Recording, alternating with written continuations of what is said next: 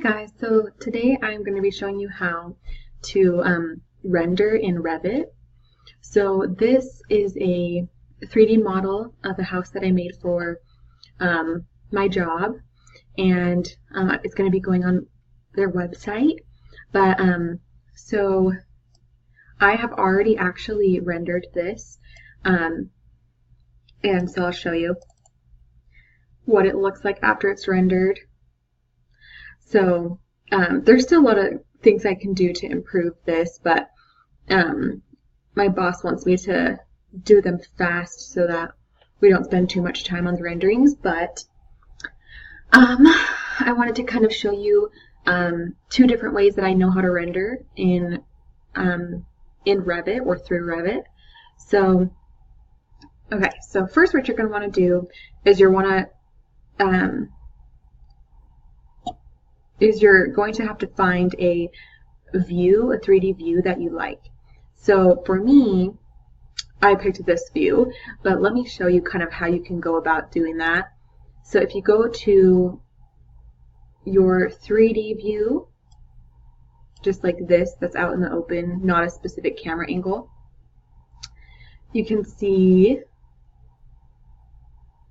that I have the whole house done and plants and the grass, but then also another thing you can do in order to find your another camera angle is we're going to go to the first floor plan, and then so what you're going to do is you're going to go up here to this little house, and then it's going to give you the option to do default 3D view, which is what I was talking about where you saw my grass and my plants, but then you can also do camera. So you're going to go ahead and select the camera, and it will give you this tiny little camera on the screen right where my mouse is, if you can see. So then what I usually like to do is I like to put it pretty far away.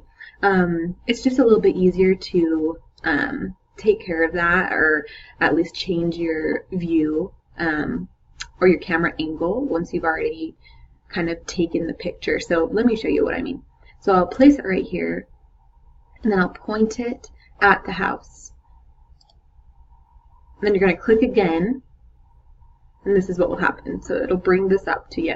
So what I usually do is I crop it to where I want it to be. I've just learned that doing it from far away is a bit better, just because there's not as many megabytes, if that makes sense. It's kind of confusing, but it just works out a bit better. Maybe not this far away. I do it a little bit closer, but because as you can see, it's telling me, oh, this is as small as you can get. Can't get it any smaller, at least on the top.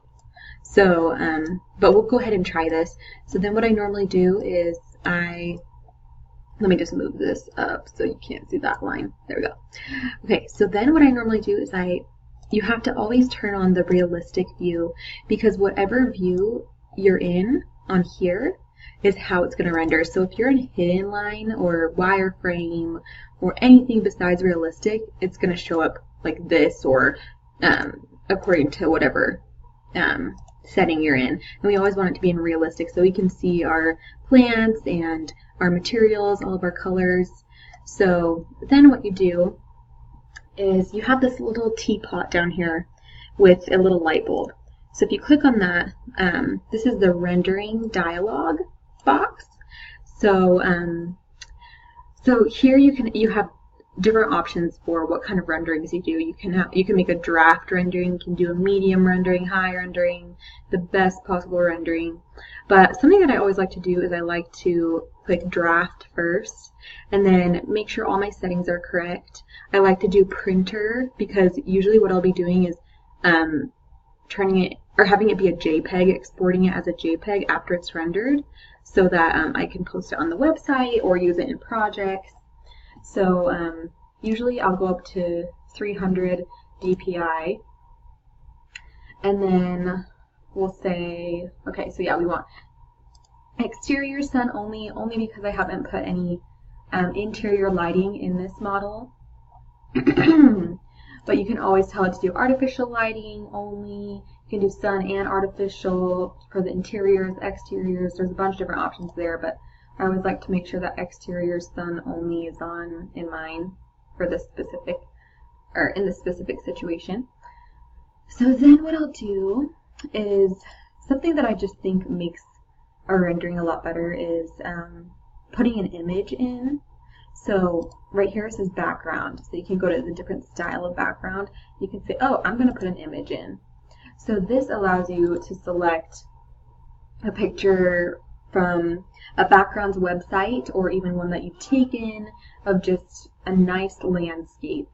So I have two that I've saved recently that that I liked, and I'll show you how they are if I can find where my flash drive is. Give me 1 second. There we go. Okay, so let's go ahead and find that. So we've got 3D renderings, and then I saved it in my materials. So we got backgrounds. So let's see here. I think this one works a little bit better, but it's a bit drastic because it's right next to the mountains. And you probably won't be building a house like this, at least, right up there in the mountains. But when you select this, it's taking a little bit to load, but so I have that selected. Ooh, hopefully this works out. Let's see here. Sorry, it's being kind of a pain.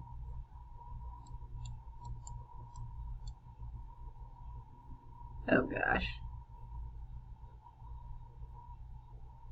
Let's see, Facebook program to respond.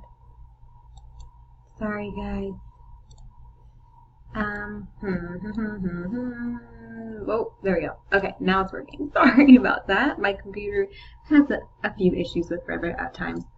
But, okay, let's get back to this. So we have our background image selected, and we're just going to go ahead and press open. And it should show up, yep, right here. So as you can see, there's all this water, but most of our image, at least in my other one, covered that water. We'll see what happens when we put it in here. But you can tell it to stretch to fit the camera shot that you took basically in Revit. Or you can do original size, you can set the height and width on your own, but I'll just press OK. And then you can also adjust exposure, which you can like make it lighter, darker, brighter. You can make it more gray, more intense, the saturation. You can make the white point warmer or cooler. And then if you mess around with that and you discover you don't like how it looks, you can always reset that and it'll go back to how it was before. One time I messed with this and I made it so almost none of my materials were showing up. So just be careful with this. Make sure you only do it in tiny increments. And then just test it to see if you like it. Okay, so we'll go ahead and we'll press render. And this again is just a little draft rendering. It's not a full rendering, and it usually shouldn't take very long. My computer's a bit slow, so it might take longer than most computers will. But so as you can see, so because of our angle, this background image isn't working out the best as it was in my other rendering. But this is just to teach you kind of how to get it in your rendering, and then you can adjust it. You can tell the image to go up and down so that this plane will cut off right here, right where you don't want to see the water. But hopefully you get the gist of kind of how that works. So if you want to do an actual rendering, which takes longer than those few seconds that it did when I showed you when I clicked render, then you'll have to go into draft and you'll click high or best. And I've had it taken a long time, but it should only take about 10 to 15 minutes. But this just gives us a good idea of like what our materials are going to look like. Sometimes like certain materials show up kind of funky or way different than you think they will. See, kind of like my grass, it's turning up a lot darker than I thought it would. And so yeah, the draft function will give you a good idea of what your rendering is going to look like.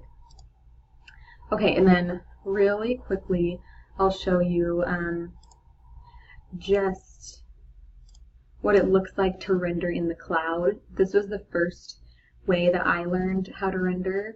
and there's some benefits to it. So I'll explain that to you. So we have our camera angle right here. So, and we already told it in this little rendering setting that we want this custom image that we chose to show up. So it should show up when you render it in the cloud. But you can go ahead and go to View, and here are all your rendering options.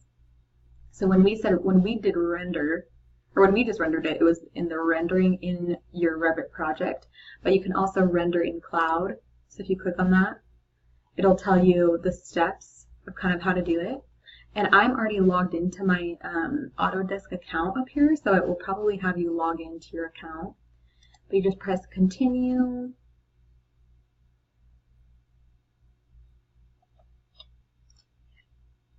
And then, sorry again for my slow computer, but okay. So here we have a few different options. So this is just telling you which camera angle you want to pick out of your project. So we have this one selected, which is the one that we're seeing behind the rendering cloud box right here.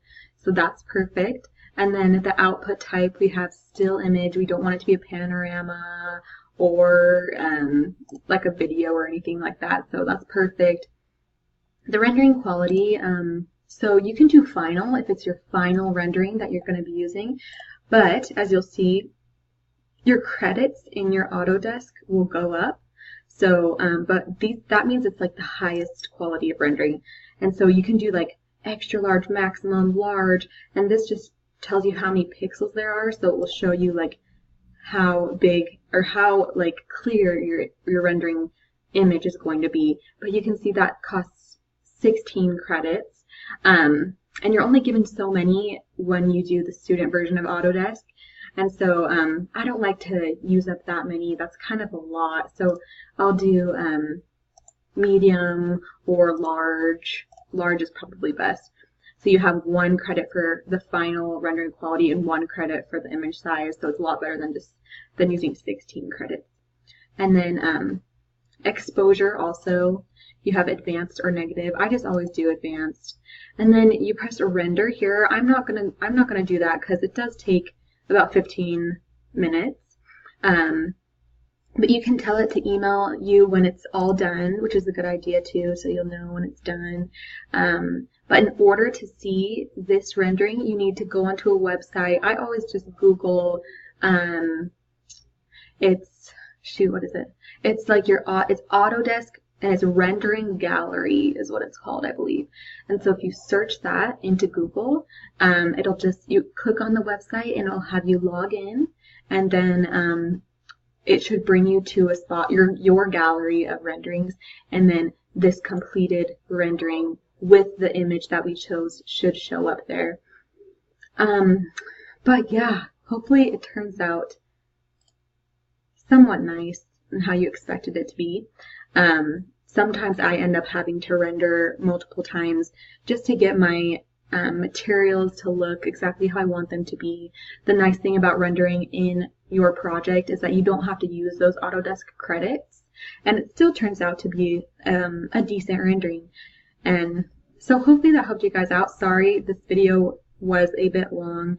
Rendering there's a lot to learn there, and I still have a lot to learn. But hopefully that helped you guys out. So have a great day.